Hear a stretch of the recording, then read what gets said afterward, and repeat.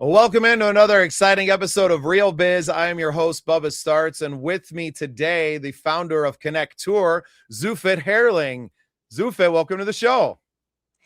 Thank you, Baba. How are you doing today? I am good. I'm good. We spoke a little bit off camera, a little tired, had a big concert that we attended last night, but both of us are used to being tired. So no after effects here. Exactly. As I usually say, no sleep until the grave. There's too much to do and life is too short.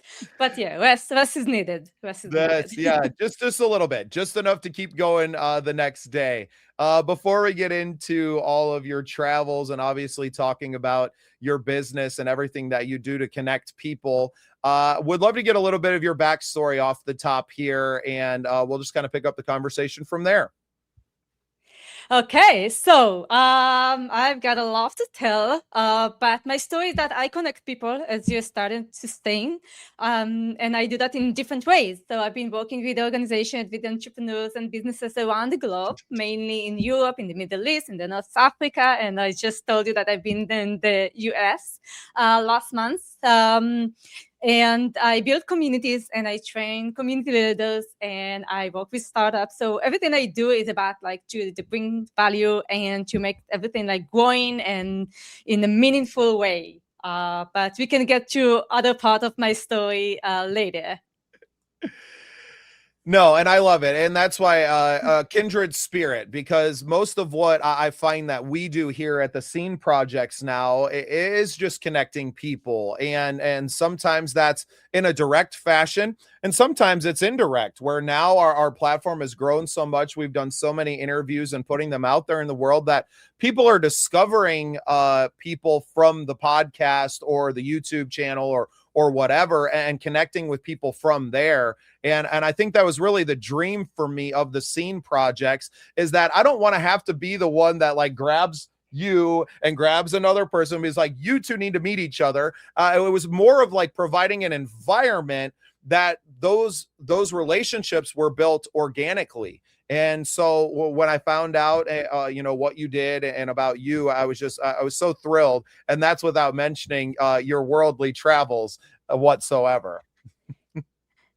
Yeah, that's true. And it's interesting that you mentioned like the platform and how it helped people connect with each other, because actually we connected through like a small communities of like podcast hosts and entrepreneurs and founders. And I actually joined that community because a good colleague of mine built that, and I was like, oh, I can help other people connect. I'm still doing that. I'm inviting people and I send them your podcast as well, because I think they will be interested to be featured in your podcast. They have something important to say. And then you reach out to me and other people reach out to me, and I was like, that's interesting. Maybe I should I should speak more myself as well. So I think like being there and sharing like what you do, and it's part one of the game, and being able to connect with people like not in the old fashioned ways, which are still working, by the way, right? But in this non-synchronized way, I think it's fascinating for me, and this is what I've been passionate about like through all the years, because I'm here in Lisbon, in Portugal, in Europe. You are in Jakarta, in the States. But last time that we talked, we managed to talk so deeply about stuff that, so I think that's the power of connection, right? So it might be, okay, we just had a good laugh, but it might be, wow, I can really add value to your business. I can really connect you with someone. I can really give you an idea. I can collaborate with you. And I think, that's the essence of what I'm doing. Yes, exactly. But you didn't, you didn't start as a founder of your business. It took a little while to get there and to really launch your business. Is that so? What were you doing before that kind of led into creating the Connect Tour platform and really doing what you're doing now? That's a great question. So I started a long time ago. My first, actually, I started at 14 years old, working in my family business, doing the stuff that I could do as a 14 years old. But yeah, my first career was actually I studied electronic music production, and I was a DJ. And I see it as exactly, just like DJs, they need to like facilitate the right track and to understand how to create the harmony.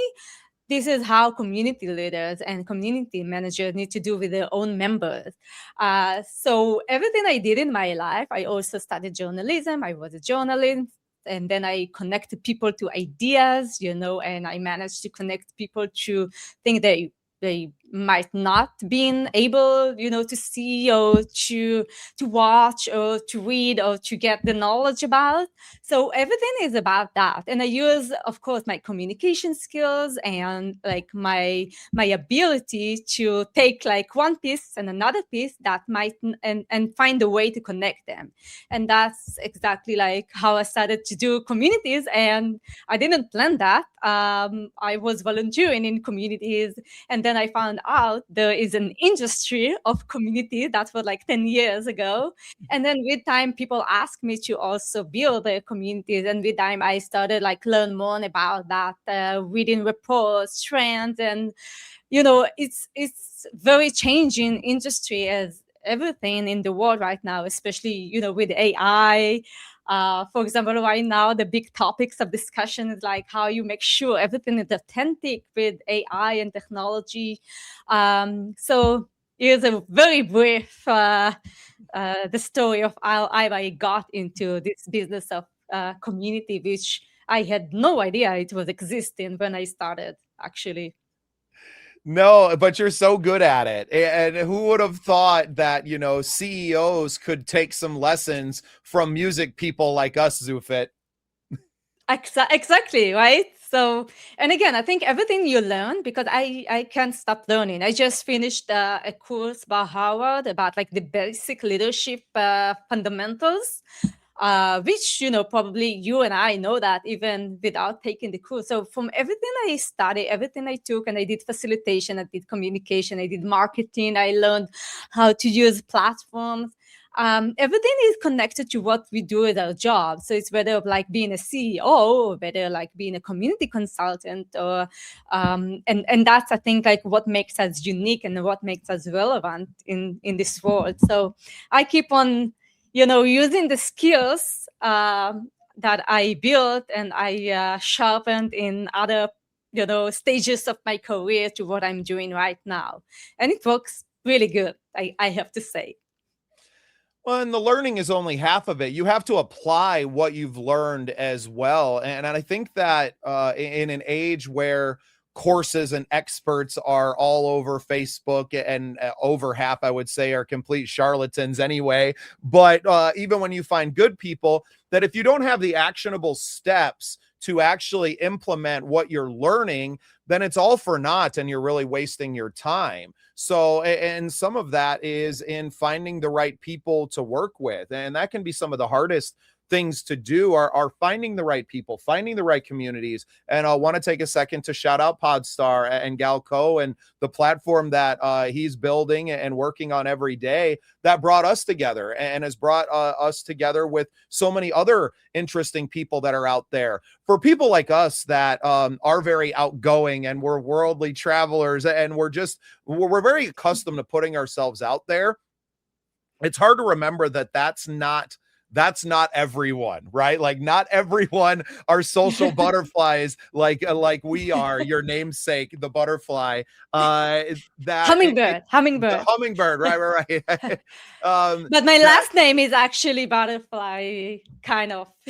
Yeah. Well, and that we forget sometimes that not everyone has those abilities, right? Not everyone is born with that outgoing nature and that can-do attitude. And for you, especially with your journalism career early on, that I knew you were never afraid to go in and to have hard conversations, even as a very young woman, to go in and to dig for stories.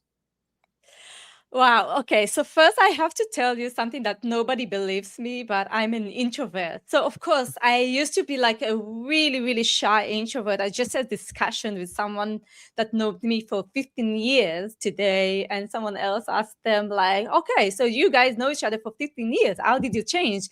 And the first thing that I reflected on my own journey is that like I've been very, very shy. So of course, like I always like to socialize. I was always a curious person. So, whenever traveling or whenever like professionally or, just a curious young woman. But this is exactly what you are saying. We need to design spaces and communities and the ways to connect with each other for like different types of people. So whether, I think for online, it's what makes shy people more engaged because it's like easier to be out of, other screen. Nobody has to see you. Even talking now, it's not like my comfort zone, and I have to admit it. But I'm doing that because people tell me, "Hey, you've got interesting things to say." So it's kind of like, okay, if one person gonna take one thing from what I said right now, and actually I talked a lot about it in what I do, that how to get out of your comfort zone, even if you're an introvert, and if it's not like exactly what you do, because you have a goal of your business, of your venture, whatever you are promoting, your product, your service, people need to know about it. So you need to push yourself out of your comfort zone, and you need to exercise that, whether it's like do public speaking, but speaking in podcasts, whether in like to reach out to other people on LinkedIn, whether it's to like go to in-person events and to introduce yourself. So there are a lot of ways that you can do that, and find something that it's easy for you to, for example, like if you are shy in-person meetings, just find a buddy or reach out to the organizer and tell them, hey, this is my business, this is what I'm looking for. Do you know someone that might be relevant for me, someone that I should connect to? Can you introduce me to some people? So yeah, when I remember, I think the bottom line, when I remember the end, like, okay, what's my goal, what I want to achieve, it helped me get out of this comfort zone and actually, forget for a second about, being an introvert. And even though I'm a social butterfly, social hummingbird, whatever, what's your take? Like, how do you do that? What would you advise? Oh, yeah. The advice that I have probably isn't good advice. I'm more of a cannonball into the pool and learn how to swim later and just get out there. But I think that you're right. I think understanding ourselves and who we are at first, and to not put necessarily labels onto ourselves, to say, well, I'm just like that, and that's all. Well, I'm shy and I'm not going to, and my wife is very introverted. She's not like me, but I'm always pushing her to be more proactive about, speaking up for herself. And she has no problem telling me about some things, but it's like, look, it doesn't do you any good to tell me these things. You need to advocate for yourself. And I think that's something that you're touching on there. Now, that doesn't necessarily mean that you need to be like Bubba and stand on the corner with his guitar and just sing as loud as you can wherever you go. And I spent most of my 20s doing that. And that's how I made friends. And that's how I attracted people to me. But it could be in a way, like you said, of at least going and talking to the organizer of an in-person event, or reaching out to someone that is the leader of an online community and saying, hey, I'm not really good at putting myself out there for everyone to do. I don't necessarily do well in that setting, but can you recommend someone for me to connect with and do that? And maybe you're just more accustomed to building personal relationships on a more one-to-one level. That's fine. I've done most of my life on a one-to-many level. So it's not that everyone has to be exactly the same to be successful. Exactly. And even the word successful for you and me is totally different, right? We are not defining success by the same way, by the same metric. We have different goals, and it reminds me, by the way, one of the first time I traveled like far away to Australia and New Zealand, I met a Canadian girl that her dream was to build a farm and to own a farm. And at that time I was 20, 21, 22. And at that time, it kind of seemed like very weird to me, and like why someone would build a farm. But I think like the more you travel, the more you meet people, you understand that nobody have to be like the inventor of the Nobel Prize, or the CEO of like 1,000 company levels. And now that you can build an app on Lovable or Base 44, like an AI app, and you can be like a multi-millionaire. You can invest, and so success is very different. That's the first thing that I figure out in until far. And also it can change according to your life stage. Maybe when you are younger, you want something different than you want later in your life, right? And the second thing that you were talking about, that exactly, when you put yourself out there and just being authentic and say to people, hey, listen, I'm not really good in that, but like, hey, nice to meet you. I'm Zufit, and I came here alone. Why did you come today? Like, what are you looking for? I think when you just like acknowledge um, on the stage, or in an in-person meeting, or like in a business meeting, that hey, like I might don't know anything, or like I might shy, or whatever it is that it is hard for you, and it makes me feel like less comfortable and less confident. I think people can really relate to that. I think people actually advise the test speakers to do that on the stage, to be like more like vulnerable, because then people can connect to them better. So I'm not saying that just lie about that, but I'm just saying that for me, once I acknowledge, hey, look, I have this weird accent that I cannot get rid of.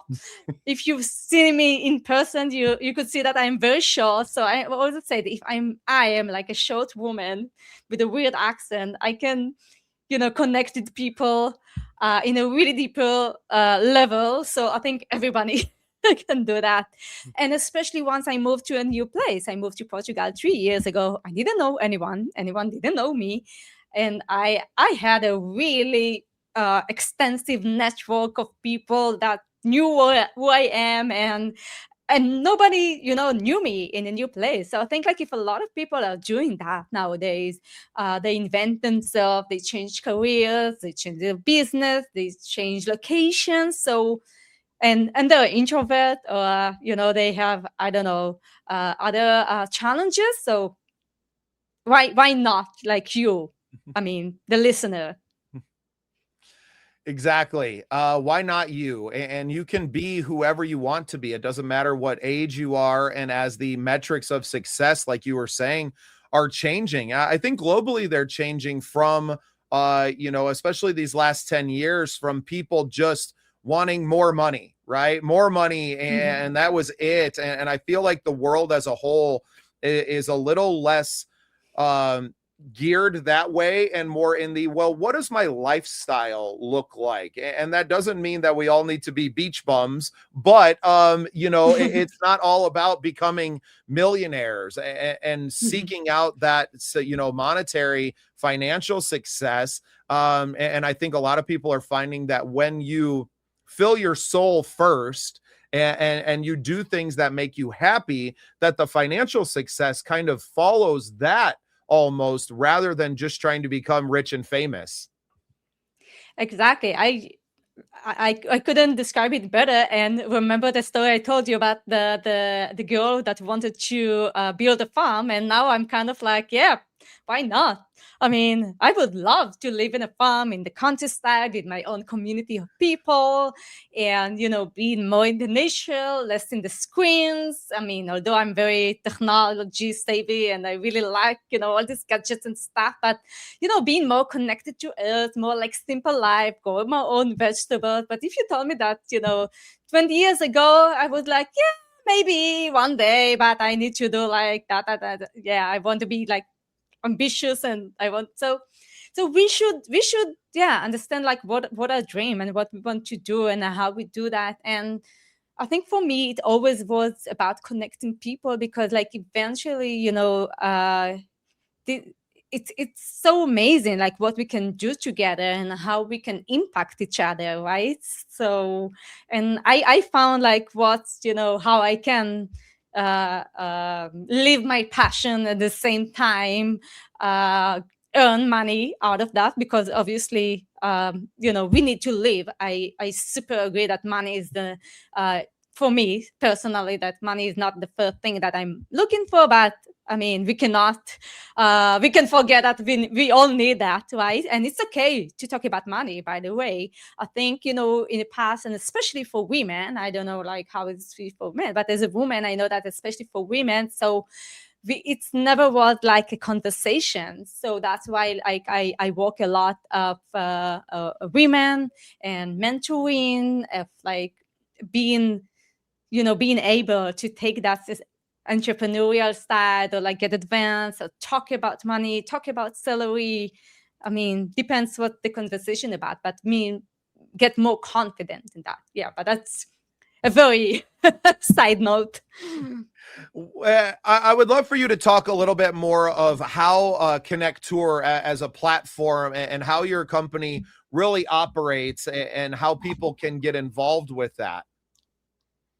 That's a great question. Thank you. So what I'm doing, I have mainly 3 pillars. So one, helping businesses and companies, startups to build the community. So like it can be from the very, from scratch.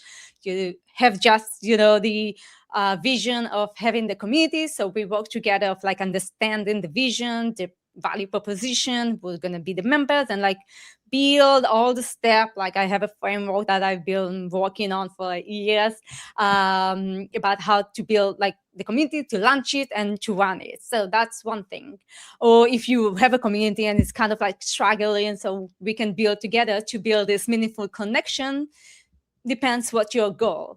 And usually I work with communities of practice, which is, people like us, professionals or entrepreneurs or founders, or in the same profession. For example, designers or doctors or product managers or engineers. Kind of depends, but the essence of community is the same. And then since I'm in the community business for like a long time, I also train the community leader, the people that are supposed to do this stuff. So like from everything they need to know, from communication to running events to engagement, and to running the platform, to build the community plan, content strategy and everything. And also I design community programs and leadership training. So and that's how I got also into entrepreneurship and community, because I believe that community leaders are kind of like entrepreneurs. And as a person myself, running a business by myself and working with startup founders and with leaders, so I'm helping early stage entrepreneurs as well. So yeah, if any of the listener is struggling about community or want to learn more, I actually write a lot in LinkedIn about that. I have my own blog, my website has resources. So, and if there is no resource that you can find there, feel free to reach out and I can direct you to the right person. I have a lot of colleagues that publish too. This is community. You see, this is collaboration. For me, it's always like, hey, if I can help you, I will direct you to the person who will, because I believe that's business nowadays. Okay, yeah, the last thing that I want to do is to be able, I want to be able, but I'm always saying to, for example, to a lot of businesses and startups that come to me, sometimes I tell them, wow, community is not the right strategy.